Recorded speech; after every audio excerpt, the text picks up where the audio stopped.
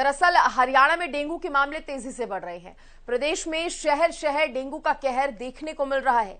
पंचकूला में सबसे ज्यादा डेंगू के 300 से ज्यादा मामलों की पुष्टि हुई है, जबकि साइबर सिटी गुरुग्राम में 20 से ज्यादा डेंगू के मामले सामने आ चुके हैं। बात कालका की करें या फिर पिंजौर की, तो यहां पर हालात काफी गंभीर बताए जा रहे हैं। हालांकि डेंगू को लेकर सरकार और स्वास्थ्य विभाग की भी सतर्क नजर आ रहा है, लेकिन अस्पतालों में मरीजों की बढ़ती संख्या कहीं ना कहीं डरा रही है। पर देश भर में एक बार फिर डेंगू का डंक लोगों को सताने लगा है और गुरुग्राम की मैं बात करूं, अभी तक 26 जो मामले हैं वो एक्टिव हैं। करीबन 24 लाख घरों का सर्वे कर चुके हैं। इन तमाम चीजों पे चर्चा करने के लिए मेरे साथ डेंगू अधिकारी डॉक्टर जेपी हैं।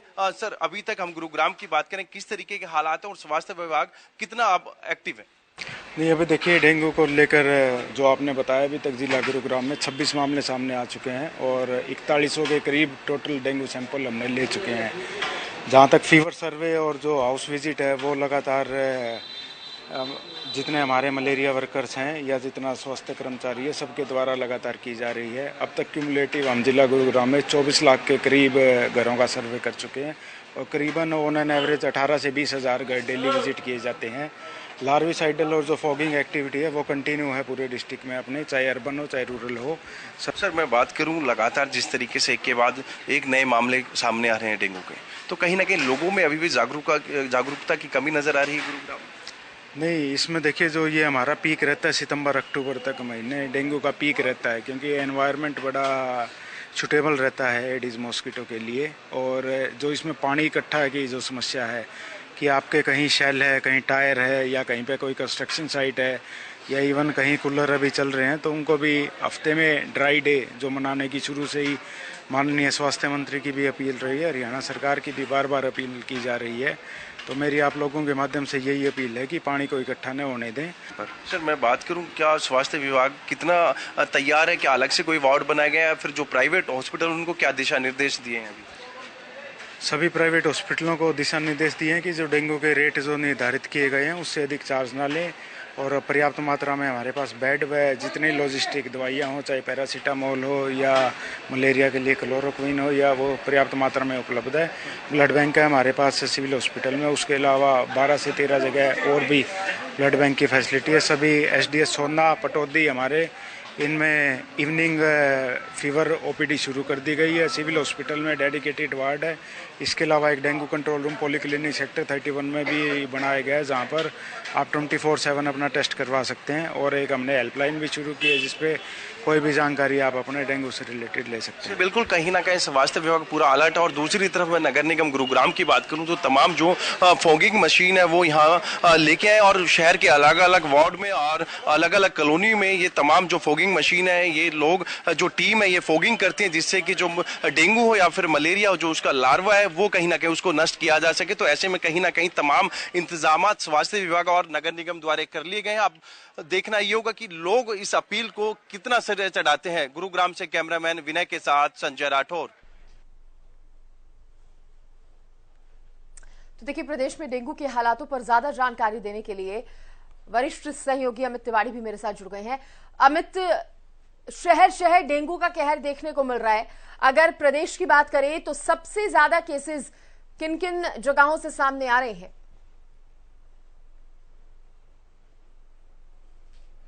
सृष्टि, महत्वपूर्ण बात यही है कि डेंगू का जो डंक है वो पूरे हरियाणा को परेशान किए हुए है। हालांकि अगर बात करें तो हैरानी की बात है यह कि पंचकूला जैसा वेल प्लान्ड सिटी है और काफी वहां साफ सुथरा भी रहता है, वहां सर्वाधिक केसेस 304 जो हैं वो दर्ज किए जा चुके हैं। उसके बाद हिसार का नंबर है और फिर यमुनानगर का। तो ऐसे में करीब 562 केसेस अब तक पूरे हरियाणा में जो सामने आए हैं, वो लगातार केसेस बढ़ रहे हैं। और ऐसा लगातार, जब पहले भी हमने चर्चा की है, जब बरसात का मौसम था उस समय यह बात की गई थी कि जैसे ही बारिश थमेगी उसके बाद जो है यह मच्छरों का प्रकोप बढ़ रहा है, क्योंकि जल भराव से समस्याएं उत्पन्न हुई। उसके बाद अब डेंगू परेशान कर रहा है। तो निश्चित रूप से प्रशासन को अपने स्तर पर प्रयास करने चाहिए, क्योंकि इसमें सबसे ज्यादा रोल जो है वो एडिस मच्छर का है और उसकी रोकथाम के लिए फॉगिंग और तमाम तरह के उपाय करने चाहिए।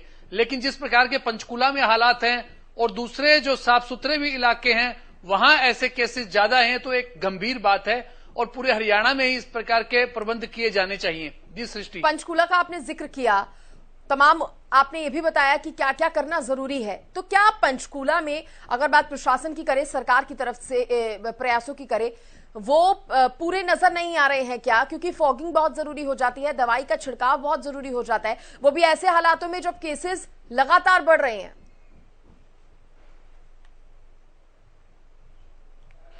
निश्चित रूप से सृष्टि यह चिंताजनक बात है, क्योंकि पंचकूला जैसे शहर में इस प्रकार से केसों का बढ़ना, डेंगू का इतना बड़ा जो केसेस का सामने आना, वो एक चिंताजनक बात है और वहां इस प्रकार के इंतजाम नहीं किए गए। हालांकि अब जब लगातार केसेस बढ़ते जा रहे हैं और हरियाणा में सर्वाधिक केस वहां आए हैं, तो ऐसे में अब प्रशासन कुछ सजग हुआ है, लेकिन उसके जो उपाय हैं वो ज्यादा यहां मजबूत नहीं दिखाई दे रहे।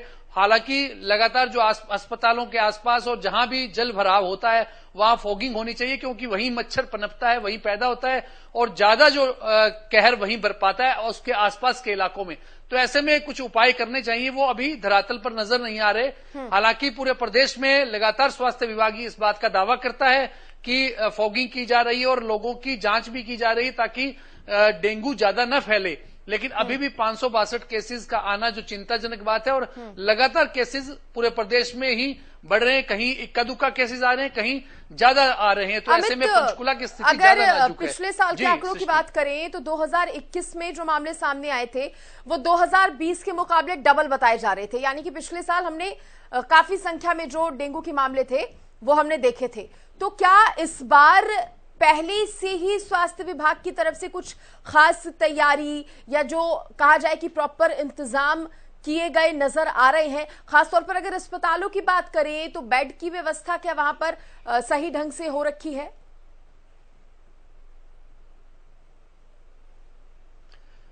बिल्कुल सृष्टि, जितनी अभी तक जो डेंगू के ज्यादा मामले सामने आए वो सरकारी अस्पतालों में आई है, उनमें प्राइवेट की संख्या कम है। हालांकि प्रशासन की ओर से पुख्ता बंदोबस्त का दावा किया जाता है, वहां बेडेड की और तमाम दूसरी सुविधाएं देने की बात की जाती है, लेकिन जिस हिसाब से केसेस बढ़ रहे हैं, हालांकि होना यह चाहिए था कि आपदा का प्रबंध पहले किया जाना चाहिए।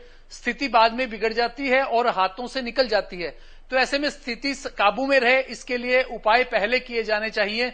जिस प्रकार से केसेस बढ़ रहे हैं, अभी आज सितंबर की 14 तारीख हुई है और 562 से अधिक केस जो है वो रिपोर्ट हो चुके हैं। तो ऐसे में आगे स्थिति और भी गंभीर हो सकती है, विकट हो सकती है। तो इसके लिए प्रशासन को ज्यादा पुख्ता इंतजाम करने की जरूरत है।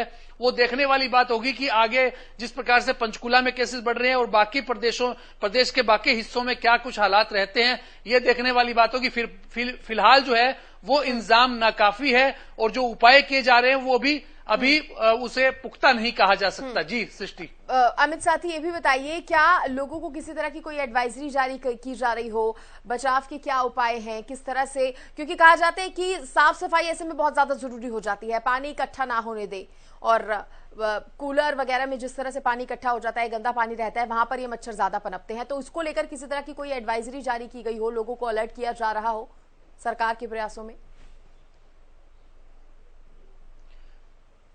जी बिल्कुल सृष्टि, जैसे ही मानसून बीतता है उसके बाद इस प्रकार की एडवाइजरी जरूर जारी की जाती है, लेकिन उस पर जो उपाय होने चाहिए, जो प्रबंध किए जाने चाहिए, उनमें ज्यादा जो दखल है वो नगर परिषद का, स्वास्थ्य विभाग का इनका रहता है। स्वास्थ्य विभाग की टीमें भी निकलती है और एडवाइजरी भी जारी की जाती है कि तमाम उन जगहों पर, खासतौर पर जो कूलर का इस्तेमाल करते हैं लोग, वो पानी का भराव उसमें रखते हैं और उसी में ही मच्छर पैदा होते हैं। इसके अलावा टायर जहां पड़े होते हैं वहां मच्छर बड़ी मात्रा में होते हैं और कहीं भी जल भराव है, कहीं गंदगी का साम्राज्य है, लेकिन व्यवस्था पटरी पर नहीं होने से हालात बेकाबू हो जाते हैं।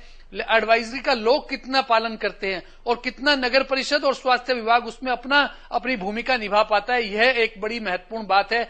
तो देखने वाली बात होगी कि लोग कितना सजग होंगे, उसके बाद उससे पहले प्रशासन की और एजेंसियां, सरकारी एजेंसियां जो भी इसमें अपनी भूमिका निर्वहन करती है, वो कितनी सजग है, ये देखने वाली बात होगी। एडवाइजरी जरूर है, लेकिन उस एडवाइजरी की अनुपालना करवाना भी जरूरी है। जी सृष्टि। चलिए अमित, बहुत शुक्रिया आपका खबर पर तमाम जानकारी देने के लिए। तो देखिए, डेंगू के मामले बढ़ रहे हैं और ऐसे में जरूरी है लोगों को भी अलर्ट रहना और एहतियात बरतना।